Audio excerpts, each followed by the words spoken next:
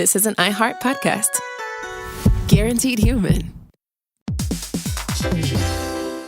Hey, everybody. When you're at work, you never know when you're going to get interrupted, like when an office fire drill happens right in the middle of your presentation, or maybe construction is going on just outside your window. But with the Dell Pro laptop powered by Intel Core Ultra with vPro, no matter how many interruptions you have, your laptop won't be one of them. Yeah, with a battery that's optimized for the way you work and built-in intelligence that quiets distractions the moment you're trying to focus, your tech won't slow you down, even when you're getting bounced from an office you forgot to reserve. The Dell Pro, built for those who stay in the flow. Find technology built the way you work at Dell.com/Dell-Pro.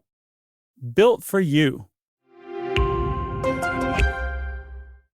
Introducing the all-new Mazda CX-5, featuring more connection. Hey Google, where's the nearest Pilates class? Safety that has your back. More discovery on the scenic routes. More passion in the details. And more control in changing weather. The all-new Mazda CX-5. More to move every side of you. See it in 5 films at MazdaUSA.com/5sides. Google is a trademark of Google LLC. Sequences shortened and simulated. Welcome to Stuff You Should Know from HowStuffWorks.com.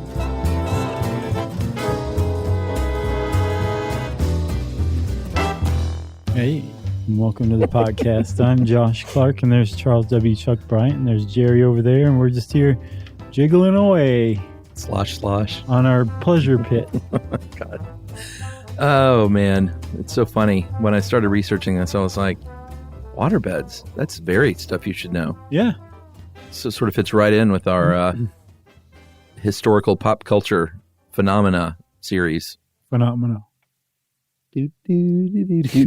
Phenomenal. And big shout out to The Atlantic, one of our favorite rags. A lot of this was taken from a 2010 article by Rebecca Greenfield, and then a bunch of other cool supplementary stuff. New York Times. Who else?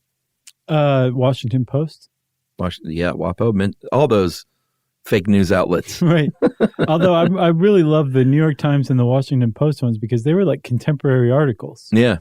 Like the New York Times one was in 1986 and WAPO was from 1991. And they're writing about the phenomena of waterbeds at the time. I love that, man. I love being able to go back, read an article, and then go back and see how it actually unraveled, like in real time, basically. Yes. See, like, sure. Sure. It's a little time capsule, if you will. And you can look back now and say, did they get it right? Or was it fake news? I don't even like saying those two words together. I don't either. It's so played out. So played. All right. Let's talk about the waterbed. You ever had one? No. I kind of wanted one. I didn't have one. I kind of wanted one too. Sure. I think we're just of that age. And they came about, as you'll see, we're going to talk about the 70s and 80s. And the 80s is when they peaked sales-wise. Right. I think even like youngins like us were very intrigued. Mm-hmm. Oh, yeah. My friend had one. Yeah. Did you sleep on it? No, never slept on that one. I laid down on it once, I think, because I was like, I got to know what this feels like at least. Right. And I think it was, they may have called it waveless, but I don't even know what the difference was because it was pretty wavy. What decade was this? This would have been mid to late 80s. Yeah, they had waveless ones back then? I think so. They were called waveless, but I don't know how. It still sloshed you around? Yeah, I remember very distinctly laying on it. And I remember thinking, I don't know if I could sleep on this. Yeah. It didn't seem like, it wasn't uncomfortable like it caused me pain. Yeah. But I move around a lot in my sleep. Bees. Yeah. So it's not a good, or at least the old school waterbeds are not a good match for me. Right. Memory foam is a little better, actually. Supposedly they've come a long way, and the new waterbeds are the bomb. I would be curious to lay on one. Yeah, well, go to a dealer in South Florida. I think City Furniture in South Florida is bringing back the waterbed. Oh, there's other places too. Because the design now, we'll get to it, but it's much different. It's not the good old days where you just fill up a big vinyl rubber bladder, right? And while hope you're it holds, tripping on some grass and listening to Dark Side of the Moon. You know the funny thing about my friend Chris's waterbed, though, and his whole house was a time capsule of the 1970s. He had a waterbed in front of a wall that the wall was a photograph of a Hawaiian beach sunset. Oh man, we had 2 of those in my house. Really? We had one, but one was a straight up forest. So it was like, oh, I'm in the family room. I'll walk into the kitchen. Oh my God, I'm in the forest, That's basically, so right? And then if you went upstairs, and this is my childhood home in Toledo, Ohio, and when you went upstairs to my sister's rooms, when you got right up to the top landing, there was like an outdoor like Coors beer scene, like in the woods with like a stream coming through. Rocky Mountains. Giant murals. That's great. In my house. Yeah, we never... it's weird, like when I look back at the house I grew up in, it didn't have any of those cool 70s things. But now that I look back, I think it's probably, I was not cool then because we lived in this huge house in the woods. Right. But now that I look back, I'm like, that was where I would like to live now. So what was the aesthetic of your house? Sort of contempo country. Okay. That's hip. Like Jerry Reed or something lived there? Yeah, I mean, looking back, we had shag carpet, orange shag carpet. There were some markings of the day. But then that was replaced with hardwoods at some point in the 80s. Gotcha. But then when I had, not too long ago, went back to my childhood home and broke in because it was for sale. Oh, really? And empty. Wow. And you broke in? Well, not for sale. It was just sort of derelict and empty. Did you break a window to break in? No, I just got in like I used to get in. Emily was awesome. like, it's locked. And I was like, watch this. Watch this. I used to sneak out and read Bible passages. So I snuck in through the garage window.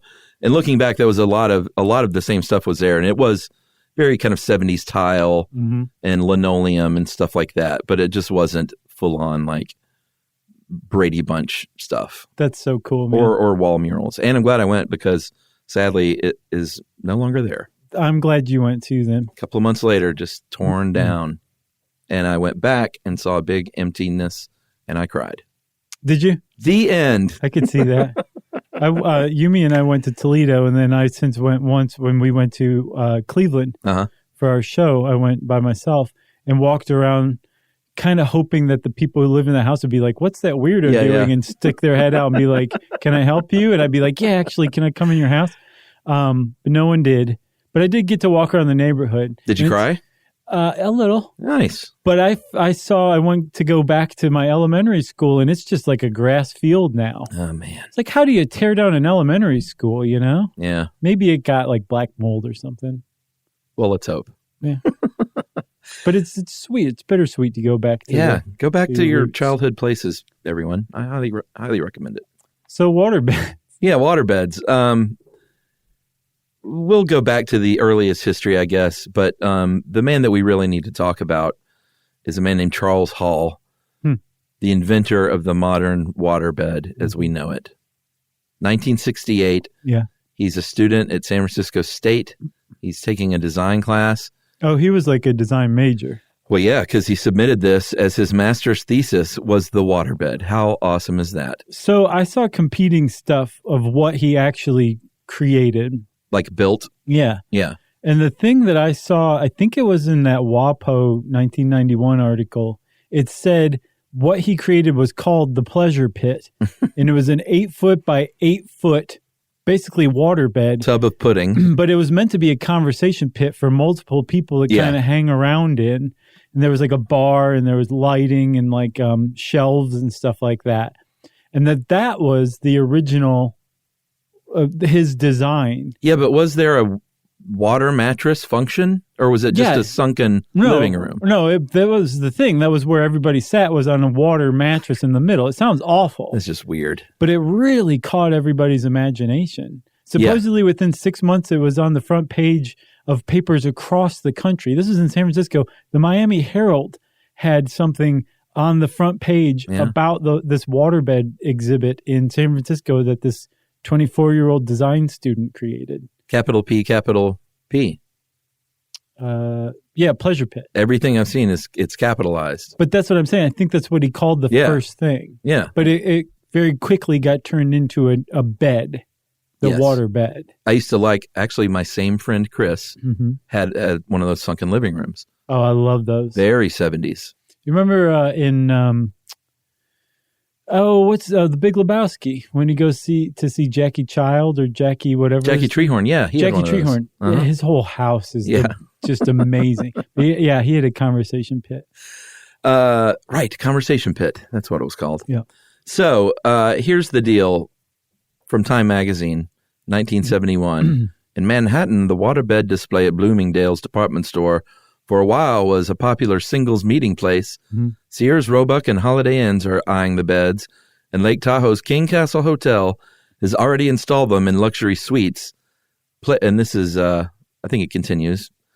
Playboy tycoon Hugh Hefner has one, king size, of course, and covered with Tasmanian possum. Mm-hmm. I thought, how gross is that? Because what I know as a possum is different. I looked up the Tasmanian possum. It's super soft. I would imagine so. It's not like American roadkill. No. On your waterbed. Right. It wasn't even made from it. It just had a bunch of live American possums on his bed, on his waterbed. Hugh Hefner was really weird. But here's the deal. The waterbed that Charles Hall eventually would go on to create, and we'll talk about some of his earlier designs aside from the pleasure pit, he wanted to revolutionize sleeping. Yeah, he meant it very seriously. He wanted to have a pressure point free mattress that would envelop your body and give you the best night's sleep of your life. He had no intention of it becoming this, which it very much did, a metaphor for the sexy 60s and 70s. Right, but it definitely did, like you say. It's a really good example of an idea just basically getting hijacked. Big time. And at first he was kind of like, I'm just a 24-year-old design student. I don't care. Sure, make your own waterbed knockoff. Yeah. But then over time, he definitely came to care and spent a couple of decades pursuing infringement suits. Here and there. Patent infringement suits, which we'll talk about later. But at first, it was basically like, here's the waterbed world, and the world went nuts. And again, he meant to revolutionize sleep, but the hippies and the people who owned head shops, which is where you bought your waterbeds early on, was at the head shop, said, no, this is all about sex. And that's how it was first sold in the late 60s and early 70s. I have never had sexual intercourse on a waterbed, but it doesn't sound appealing to me. Right, because I think the Washington Post article quotes a Washington Post article from the 70s saying, like, a waterbed salesman said, it's very much like three people are having sex because the bed itself is like a third warm body participating in the motion or something like that. In the worst possible way. And I looked up, I was like, it's just weird. And I looked up like sex on a waterbed. Of course you did. On on a work computer. Right. The work computer is super tainted now. It's fouled. And I found like this one, I can't remember the website, but it was basically like pros and cons. Mm-hmm. And it sounds like it comes down to your preferences. You know, like what like, are you into your motions being exaggerated, you know? And I guess, Chuck's laughing because I'm like kind of making those You're thrusting motions toward me. Right. If you're into that, great. If you're not, or you, apparently it's really like, it really is pronounced. It's not something going on in the background. It's like, part of it. And part of the ride. Right. So it just depends on your preferences, I think. But I think a lot of the earliest waterbeds were bought by guys who were pretty confident they could be like, I've got a waterbed. You want to try it out? Yeah. And that would happen. It became a punchline. Like, I remember, I feel like every other sitcom or movie at some point, there was a scene where they were like, oh, he's got a waterbed. Or he would just slowly open the door to reveal the waterbed. Right. And that meant only one thing. It did. Master lover. Right. So and then the waterbed invariably, like, they couldn't make it work because one of them would get flopped off. Sure. Or somebody would make it spring a leak, and then the leak would just go everywhere. Whenever waterbeds appeared in TV and movies, like, it went badly. All right, let's take a break. I'm all hot and bothered. We'll come back and we'll talk about some of Charles Hall's early designs right after this.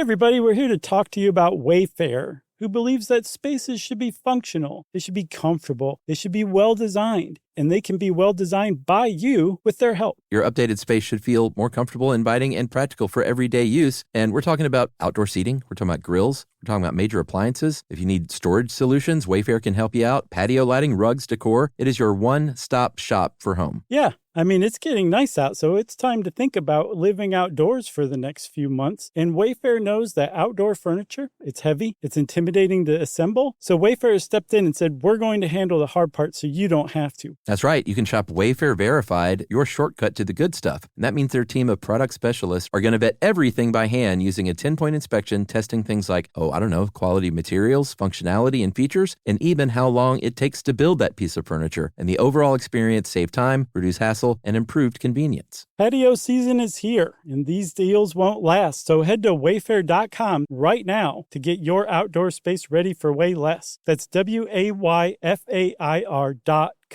Wayfair, every style, every home. Hey, everybody. I want to talk to you a little bit about Tide Evo because it represents over 10 years of innovation and product development. Tide Evo is a first-of-its-kind technology where tens of thousands of minuscule fibers are spun together to form a 6 times powerful layer packed with scrubbers, brighteners, pre-treaters, and fresheners. And that's going to deliver a breakthrough clean that's so powerful, it feels like magic. Yeah, it is kind of like magic. Tide Evo is revolutionary. A 100% concentrated, waterless laundry tile that's made of compressed microfiber soap layers rather than liquid or powder. And it's not like pods or sheets because it uses 6 layers of detergent fibers to deliver superior cold water cleaning without plastic packaging of any kind. And it provides a mess-free, lightweight solution that dissolves lickety-split. So whenever you run into a laundry challenge, turn to Tide Evo. It's revolutionary. It's magic. Try new Tide Evo. Real laundry magic. Learning stuff with Joshua and Charles. Stuff you should know. Okay, so again, that was like the first reception to Waterbeds. Hugh Yes. Hefner had one. He had 2, actually. He had one on his jet, too. One of the Smothers Brothers bought one to, I guess, help his sex life out. Guy from Jefferson Airplane. Sure. And you bought them at head shops. Mm-hmm. And they were sold by waterbed manufacturers. Again, none of whom bothered to get a license from the Charles Hall, the inventor and patent holder. Yeah. They had names like Wet Dream. Yeah. Somebody named their company Wet Dream, and that was okay in the 70s. Let me see here. What else? Aquarius. Joyapeutic Aquabeds. Mm-hmm. Joyapeutic. Aquarius products, like you said. Waterworks. What else? That's all I have. I got you. I think Wet Dream, we should have stopped there. Sure. It's definitely the worst of all of them. So before this came about, Charles Hall, a couple of his early prototypes, one, it sounds sort of like a beanbag chair almost, but it was a big bag chair full of 300 pounds of liquid cornstarch. Yeah. That the idea was you would sit in it and it would envelop you. It sounds like a nightmare. Yeah, like he didn't mean for it to envelop you. It was like he hadn't hit upon the waterbed yet. He was trying out different substances. But yeah, you just sink in. Gross. Right. So he moved on to Jell-O. For real. And that didn't work either. That's not a joke, people. Yeah, it's true. He put Jell-O in this thing. Did not have the right temperature or consistency. Yeah. So eventually he would, thanks to vinyl really becoming a very popular thing, and being used for things other than like car parts and tires and things, right, and O-rings, vinyl became a hot item. So he filled up this vinyl bladder with water, had a temperature control device on it. And the idea there was not to have some hot bed, but to sync up to your body temperature. Right. So your muscles would relax. Yeah. He had the purest of intentions. No, he really did. And he hit upon it finally, and again in that 1968 master's thesis. Well, 1968 was part of the problem. Summer of Love. People were having sex all over the place. Sure. And there's a historian named Andrew Kirk who said that basically design in the late 60s was a free-form atmosphere. People were really getting, and if you've ever Like, I love design museums. Mm-hmm. And if you ever go to some of these, it's kind of cool to see what they were doing in the 60s. Yeah. Because it was kind of a crazy time for design. Yeah, because a lot of people were open to trying new things. Sure. I mean, up to this point, you had a mattress, and you were just thankful that it wasn't filled with hay. Right. You know, it had springs, and you liked it. That's the way it was, and you liked it. That's right.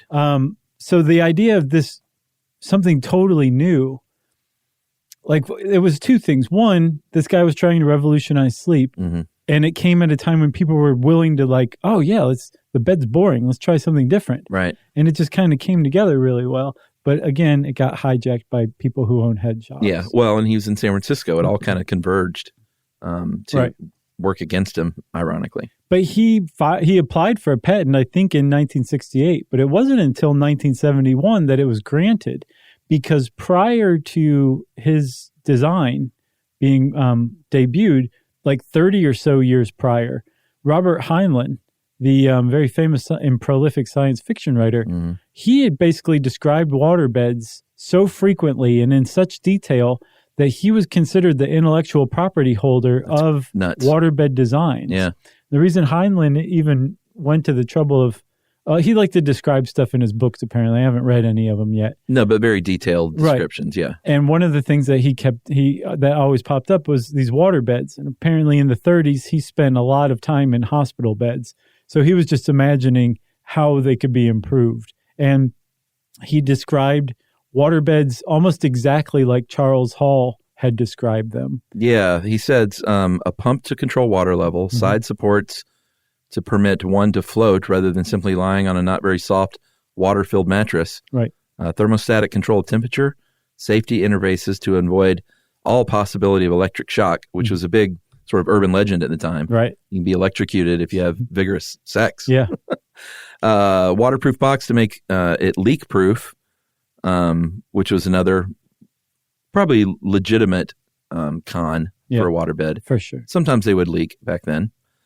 And then some other things. But basically, it all came together to form such a robust, even though it was in a science fiction novel, Mm-hmm. that he had to like go to court and say, I don't know if he was looking for money or...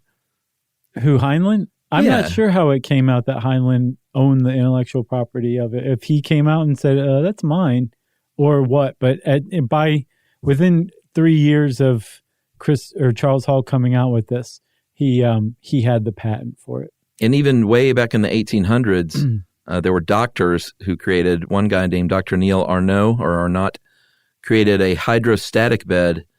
And the name of it. He covered a warm bath with a rubber cloth and sealed it with varnish. Yeah. And another doctor in 1893, Dr. Portsmouth. And these were basically to prevent bed sores, to relieve bed sores. Right. And even Heinlein's, he said, like you said, he cooked it up because he had been in hospitals a lot. Yeah. And he was like, I'm getting killed in these hard beds. Yeah, and the reason you would want some sort of water-filled bed for a hospital is because people are laying around in bed all the time. Mm-hmm. And when you have skin covering like a bony layer, you get bed ulcers. And you don't want those. No. So this was to prevent bed sores. That's why the earliest physicians were coming up with them. But so finally, by 1971, Charles Hall holds the patent. And again, he wanted to create a serious sleep product. Mm-hmm. And he founded a company called Inner Space Environments. And they were selling like the real deal, legit high-end waterbeds. He even named it seriously. Right. He opened like 32 stores in California in the early 70s and had a factory. Like he was doing it right. His did not leak. One of the things that waterbeds were very much known for is that the sheets would pop off. It didn't fit very well. Yeah. The sheets fit on his. The temperature control was great. They were like really high-end waterbeds. Mm-hmm. Made and designed by the guy who actually designed them. The problem is he didn't really pursue any patent stuff, and so there were knockoffs out of the gate, and it was the knockoffs that leaked. It was the knockoffs that had terrible temperature control, and it was the knockoffs that gave waterbeds a bad name. Because they were fully embracing the sexy advertising. That was part of it, too. All the knockoff manufacturers, and apparently he pursued some of these, but He would have spent all his time and money pursuing patent infringement if he really tried to go after everyone. And some of these didn't make a lot of money, and it was just sort of useless to even try. So it wasn't worth his time and money a lot of times. He said to a lot of people who sold waterbeds early, like early waterbed dealers, basically they were just trying to make some fast money so they could go start a pot farm in Oregon. Right. That's who was selling waterbeds in the early 70s. It also has one of the creepiest lines ever in that Atlantic article. It said something about when Charles Hall initially was selling waterbeds out of the back of his van. Right. Like, man, that's the creepiest thing ever. Yeah. Typed. Here, let me open up my van. You can lay on my waterbed in the back of my van. You about a size 8? With the stallion painted on the side. Oh, man. Speaking of 70s, I forgot about the murals on the vans. Remember when we used to do blog posts and stuff? Mm-hmm. I made like a slideshow. Oh, I remember that. Vans with art on the side. Yeah. Still see those every now and then. I think it's up still. It's good stuff. You want to take a break before we get into the straightening of waterbeds? Yes. Okay.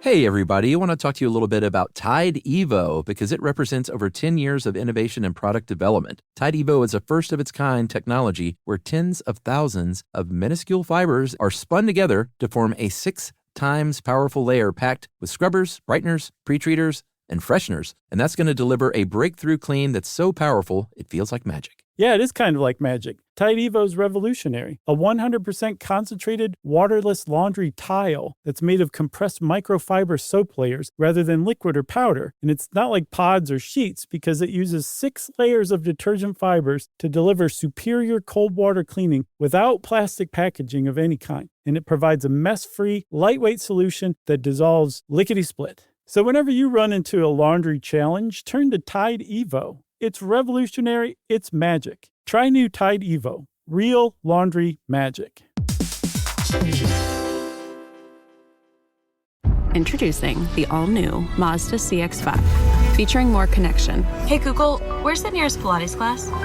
Safety that has your back. More discovery on the scenic routes. More passion in the details.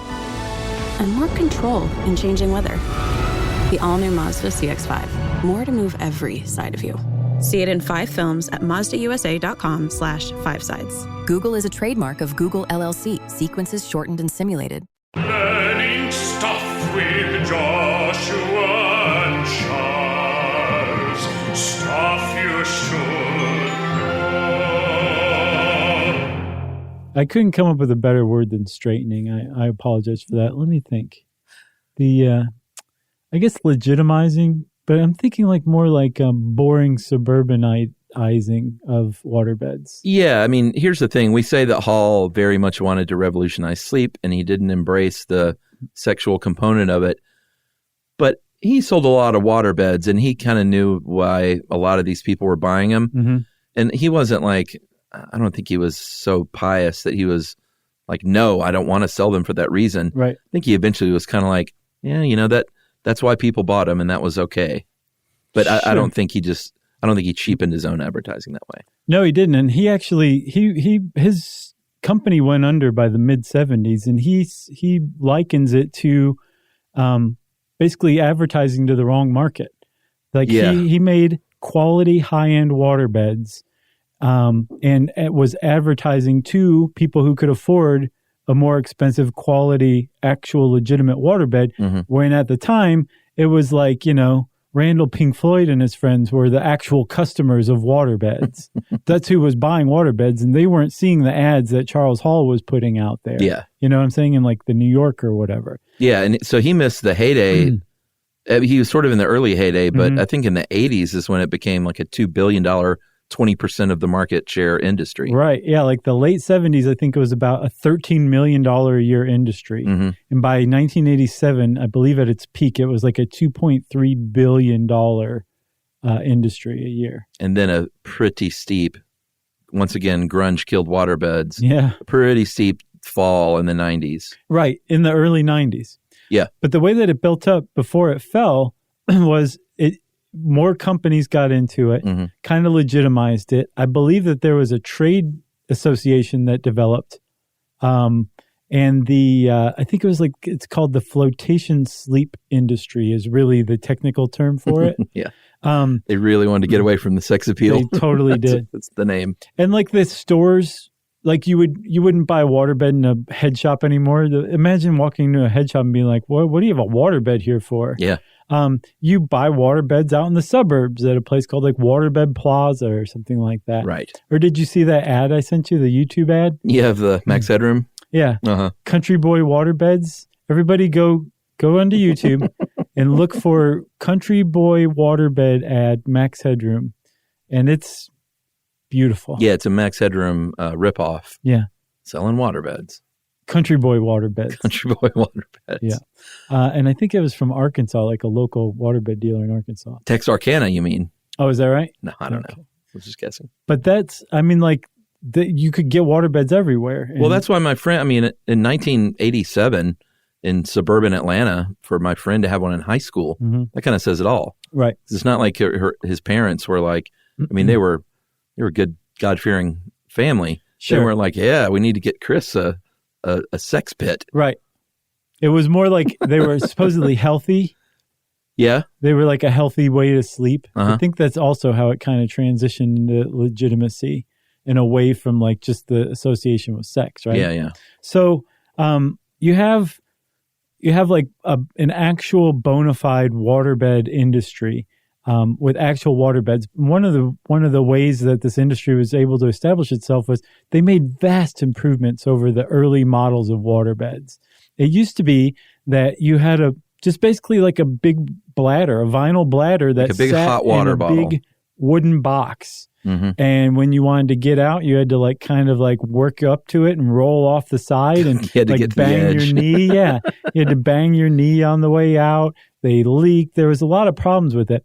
But then they started like improving upon it to where like the waterbed was actually like this one article, I think it was a Mental Floss article that I found, said that in the 80s, if you were a kid, a waterbed was as close to a status symbol as you could possibly get. For sure. You know? Oh, yeah. It was aspirational. Yeah, there's when I say no chance my parents would have bought me one, yeah, it wouldn't have even, I knew better than to even ask. I think it's the same with me. I don't remember ever asking for one, although I really wanted one. I think it was like a pipe dream, maybe. Mm-hmm. It's not like, I really want a waterbed. Right. It was so shut down in my mind as a possibility. Right. Like this is a time where we inherited mattresses from our older siblings. Right, exactly. Like it was so gross. It was on the side of the road, but it looks not even too many stains on it. Kind of. Wait. Kind of? Oh, did you actually get a mattress from the side of the road? No. I'm making sure you did not. No. Oh, okay. But just short of that. Okay. So waterbeds then and now, one of the knocks against them is they are very heavy. There's no way around it. If you fill up a mattress with water, even partially, you're going to have a lot of weight. Depending on the size, a couple 200-300 gallons of water can weigh between 1,500 and 2,000 pounds. Right. And so they always and still do need a lot of structural support underneath them. Right. A large, very heavy wooden platform. Supposedly, that's why New York was known as the city where the least number of waterbeds were ever sold. Oh, yeah. I can't imagine. Part of it is because, like, in major cities, there were, like, waterbed bans and leases. Like, if you rented an apartment, you weren't allowed to have a waterbed. Yeah. It was just too heavy. It yeah, could fall I had those through in to my the next leases. floor. Yeah. People would leave them behind. It's like, here, you take this. You can't move them. Even when you drained the water, like the thing that held the waterbed was heavy itself. The frame was super, super heavy. Yeah. It was like a bookcase that you didn't really want anymore. You just leave it behind. That's what happened to waterbeds. I didn't see, and I don't, how do you fill them up? Is it you a run water a garden hose? Really? Yep. That's how people did it. Wow. Yes. And then to get it out, you needed like a pump. And you could buy all this stuff at your local waterbed store, but you know, when you buy a bed or a mattress, a regular mattress, you have to go buy a pump 2 years later because you're moving, you know, and then pump the water out of the mattress. You just move the mattress. Yeah. That was a big mark against it in the popular understanding of it. I imagine with New York too, well, the weight is enough probably to disqualify it, but just getting a water hose up a 7th floor walk up. Sure. Yeah. I'm surprised I haven't seen that movie scene Yeah. where they're like have a rope tied around a water hose from the street level that they're bringing up through a window. Sounds like Buster Keaton. Or something like Super Sexy in the 70s. Who would that be? I don't know. Fritz Al the Pacino? Cat. Okay. Al Pacino. We should do a podcast on R. Crumb. Why haven't we done that? Any day. Any day, buddy. That was like a dare. I can't remember if I saw was it a movie or a documentary on him? It was a movie that came out in the early 2000s. Right? Well, both. They did the great documentary Crumb. Mm-hmm. And I then can't remember which one I saw. American Splendor. That's what I saw. He was a character in it, but it was largely about Harvey Pekar. Yes. The That's great Harvey Pekar. That was a good movie. Go watch. All right, so these days, like you said, they've been brought into the modern era. Mm-hmm. There's a foam collar around the bladder. There's spandex on top. I believe there are air pockets and things in between to sort of stabilize it. Yeah, you can't get seasick on them like you used to be able to. Yeah. They don't move like that. I really want to try one of these out and just see what it feels like. I don't want one, I don't think, but I do want to see what the sensation is like. One of my friends back in high school, their parents had what he called a motionless waterbed. And now I understand what he's talking about. It's like waveless or whatever. But it just felt like laying on a feather bed. Just the most comfortable feather bed you've ever been on. Well, my friends must not have been waveless then because it moved. Yeah, and this would have been like the 90s or something like that. And I'm sure it was like a $5,000 mattress or something back then. But that seems to be like the kind that they have now. It's like you just lay on it and you're not like, oh, this is a water bed. You're just like, this is super comfortable. Right. I'm floating and weightless, but your mind's not thinking you're laying on water. Feels like down. Yeah, I couldn't have, like, aside from moving a lot when I sleep, I like to flop on the bed. Like when I lay down, I don't lay gently on it. I will kind of throw myself into bed. Yeah. And none of these things are conducive to water beds. Especially not in the 70s, but apparently now it's fine. You could do that. Well, one of the new salesmen they interviewed for this article said that he won't say the name waterbed. He says because it turns people off. He said even if they try it and they like it and then they find out it's a waterbed, he said sometimes they won't buy it because of that weird 70s association, like with porn. Yeah, or they're worried it's going to leak, or they're going to have to fill it with water. There apparently, I couldn't find any verification of this, but there was an urban legend at least that you could find aquatic worms floating in your waterbed. Oh, and they started being like, oh, well, we need to add chemicals to the water. Well, then that makes it even grosser. Right. So there's like just over time, people associated a lot of negative things with waterbeds. And then the thing that really killed the waterbed was that in the 90s, by the 90s, it was clear that America was like, sure, we'll try other things besides an inner spring mattress. What do you got? And so like Tempur-Pedic came around, or Sleep Number, all these guys who made technically alternative mattresses. Right. Our beloved Casper. Sure. Yeah. Same thing. It follows in that tradition that the waterbed established. Charles Hall created that market and showed that it was a real thing. Yeah. And so by the time the 90s rolled around and like I think Tempur-Pedic was the first one, it was like all the benefits of a waterbed without the hassle of the water. Why would you want a waterbed? And that was it for waterbeds. Yeah, and minus the creeps. Yeah. Whereas just a few years before, almost 1 in 4, between 1 in 4 and 1 in 5, between a quarter and 20% of all of all mattresses were waterbeds. Wow. Sold in America. That's crazy. That's a lot, down to nothing, down to just gone. Oh man, imagine the landfills of America are filled with vinyl bladders. Yeah. Just rotting. Well, rotting 1,000 years from now, probably. Yeah, that's true. They're probably still in pretty good shape. So one more thing about Charles Hall. Well, 2 more things. One, he went on to invent the solar shower, the camping shower. Yeah. No way. Yeah. Those are great. And then 2, he has kind of a bad name, or he did at least back in 1991, I think, in that WAPO article, where the waterbed industry, the industry association that formed, they didn't like him very much because a couple of years before his patent ran out, he'd been gone and then came back and said, all y'all owe me money for patent infringement. All y'all. And they were like, what, dude? We've built this industry, you know? Like, we thought you were cool. About? Kind of. And he was like, no, I'm not. Give me some money. And he started, like, they apparently wanted to settle and it wasn't enough. But one really noteworthy thing about one of his lawsuits against, I think, a Taiwanese manufacturer, that he sold shares in the outcome. So, like, you could buy shares of a lawsuit? Of a lawsuit. Crazy. And there's a common law against it. It's called champtery, which I had never heard of before. It makes total sense. It's where somebody, like, basically pays for legal fees in order to get a piece of the action, a cut. Champtery. And in California at the time, champtery was not illegal. Is it now? I don't know if it is. Wow. But in 1991, it was not, and he sold shares for $10,000 a pop for this. Wow, this lawsuit. That's amazing. Waterbeds, they're amazing, Chuck. Jeez, that's what the episode should be titled. It's up to you. You got anything else? I got nothing else. If you want to know more about waterbeds, well, get in a time machine. Get in the Wayback Machine and go try one out yourself. Well, we have one in the Wayback Machine, so that's right. It's your lucky day. Covered in American Possum. Oh, boy. Since I said that, it's time for listening now. I'm going to call this one of the many replies for color blindness, too. We got a lot of responses for color blindness. What do you mean, too? Well, I called the jerk. All right. Hey, guys, I was listening to the show about color blindness with an O-U-R, so I assume this... he's Canadian. I was going to say British.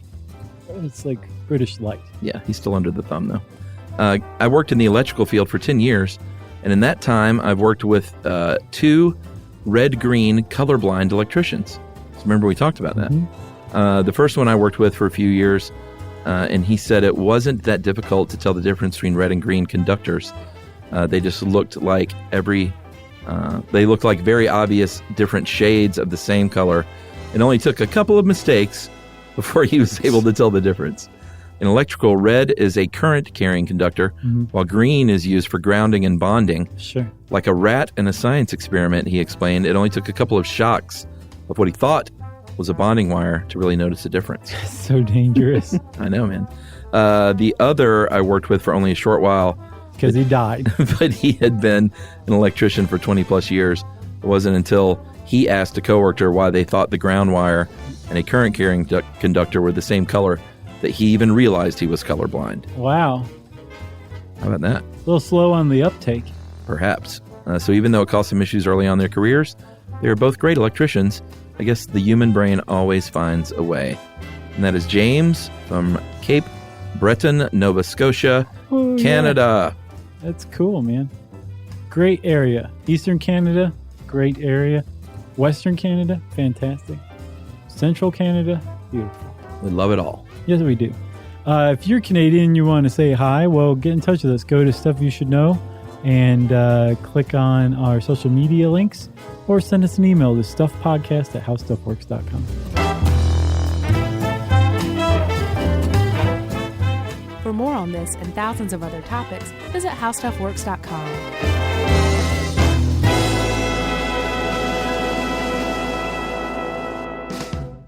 The next time you end up with something on your shirt, don't turn to your usual detergent. Check out Tide Evo. Tide Evo represents over 10 years of innovation and product development. It's a revolutionary 100% concentrated waterless laundry tile made of compressed microfiber soap layers rather than liquid or powder. It's not pods and it's not sheets. It uses 6 layers of detergent fibers to deliver superior cold water cleaning without plastic packaging. It's mess-free, lightweight, and dissolves quickly. Try new Tide Evo. Real laundry magic. Geico presents a 30-second podcast between your podcast. Today's story is shared by one of our listeners. It's called Betrayed by Bill. It was in that moment I caught who was staring back at me in betrayal. Or more like what? My insurance bill. With trembling hands, I grabbed my phone and switched to Geico, saving about $900 in the process, and never to be betrayed again. Now that was bloody riveting. It feels good when the story ends with savings. It feels good to Geico. This is an iHeart podcast. Guaranteed human.